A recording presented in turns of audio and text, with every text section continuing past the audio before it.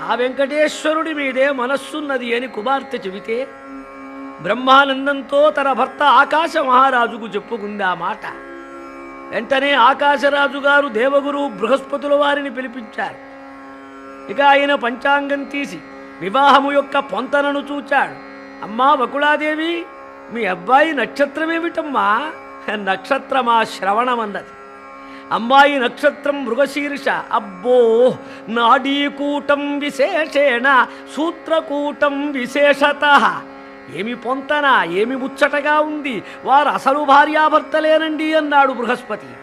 ఇక చూడండి, ఆనందించాడు ఆకాశరాజు. నేను ధన్యున్నైనా ధిక్కారంబునరించు ఖేదము ప్రసాదించున్ ప్రమోదము పేరెక్కెన్ స్వామి ప్రసన్న కల్పతరువై నేడు లోకాలలో దక్కెన్ ఆకిటు మృక్కుకుందు